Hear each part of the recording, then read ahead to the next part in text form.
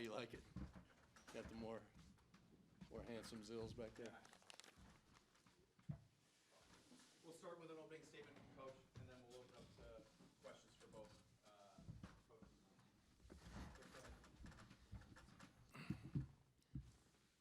All right. First, I want to thank Intersport for putting this on and allowing us the opportunity to play here against a really, really quality Akron team. We went into the game thinking that this could be we played some really good opponents in the non-conference. We thought this could be the best team that we've played to date. So it's a really good win. Good win for our program. Good win for our fans. I thought obviously the 11 threes in the first half, if we shoot it like that, we become really hard to guard. Highlight is obviously Jamaica with another monster rebound game, 18 rebounds, 16 defensive rebounds. So we thought we had to take away threes, and we had to get defensive rebounds. So two of the best rebounding teams in the country on that floor, and a lot of their threes are longer rebounds, and we won the rebounding battle by a lot, and I think that was a swing vote in the game.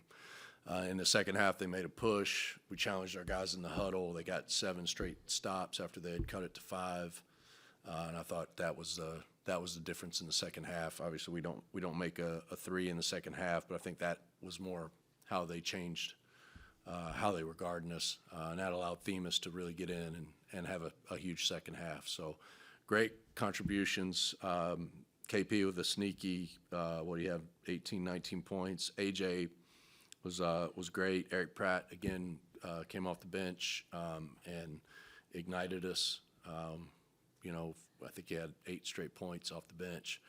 So a lot of great contributions. Danilo, he's just coming back, trying to work himself back into shape.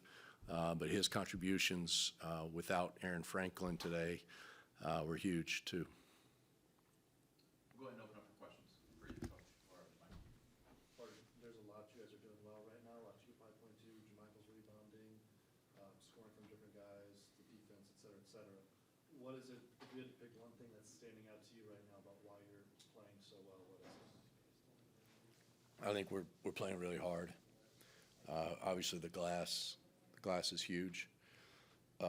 Eric has really helped us. Just being able, we were struggling to see the threes go in, and he's come off the bench and hit threes right off the bat. And I think when other guys see it go in, it helps alleviate some of that pressure.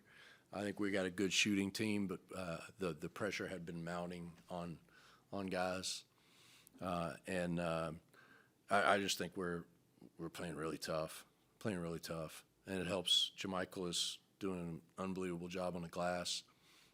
Duffy is, they played in the middle of the floor all day today, and Duffy, whether he got switched onto the guard or whether he was in a drop, he did a great job in both of those. So I just think we're getting a lot of people that are excelling in their roles, and that's what a good team does.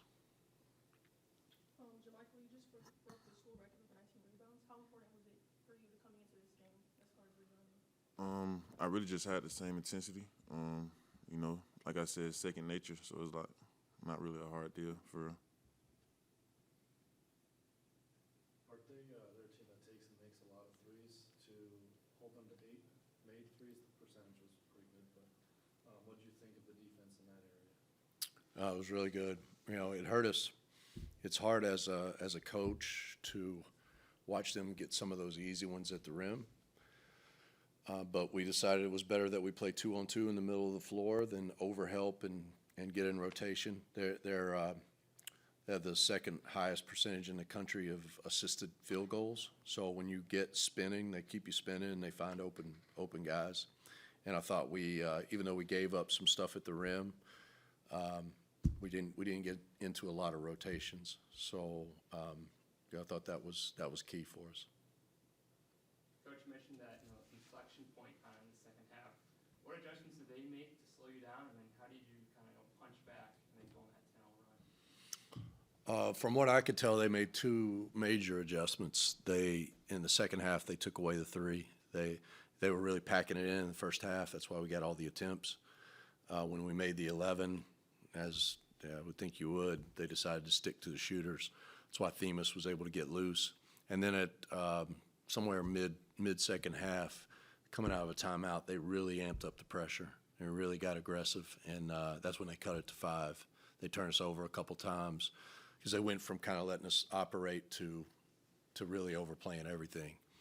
And I thought our guys adjusted to that. You know, there's not really schematically. We said be strong with the ball, and if they're going to stick and pressure, we got to drive it. And that's when Themis really got loose.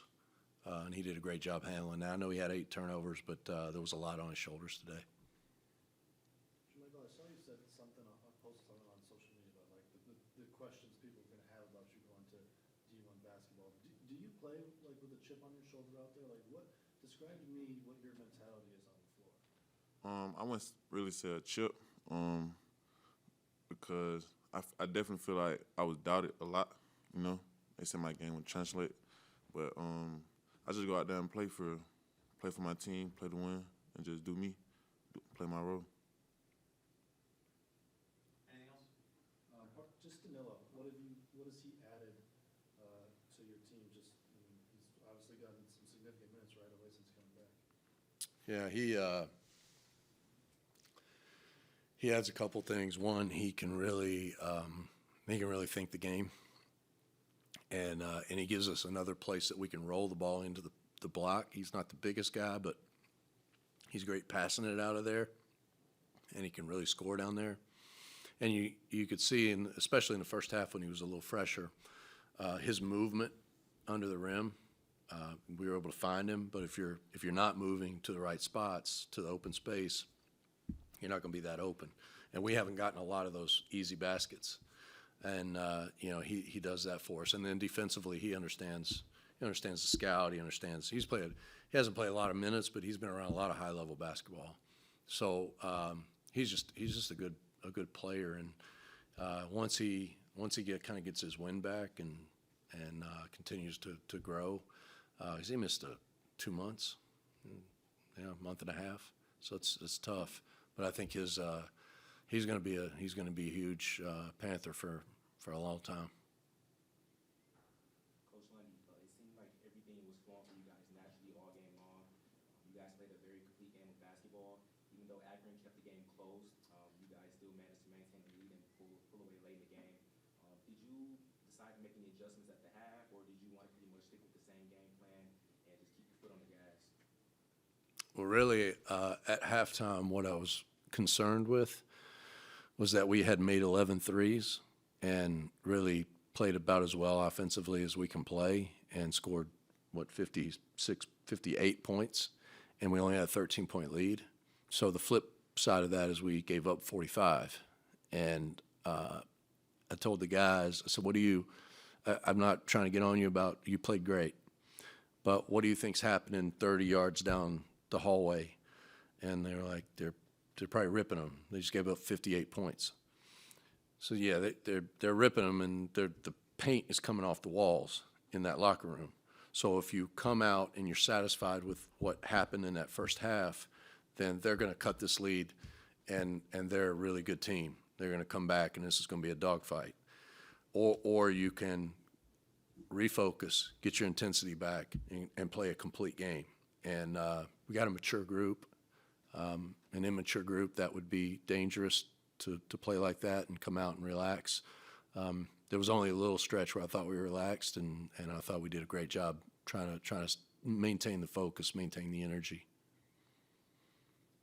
Coach, you guys scored 100 points, but you still had 22 turnovers. How do you take better care of the ball going forward? We'll go back and we'll dissect every one of those. Themis had 8. I don't think he's had a couple of games where he's had a few turnovers, but we ask a lot of him. I don't think that's going to be typical. A lot of the other turnovers happened when we got defensive rebounds or we got turnovers ourselves, and when we were trying to capitalize on that, we gave the ball right back. I think there had to be 5 or 6 of those. So I didn't think this team would have any turnover problems at all because we got veteran guys who've handled the ball a lot. But we'll go back and see if it's scheme, see if it's, where they're coming from. But yeah, that's a concern. It's too many. Anything else? Thank you, gentlemen. Appreciate it. Thank you.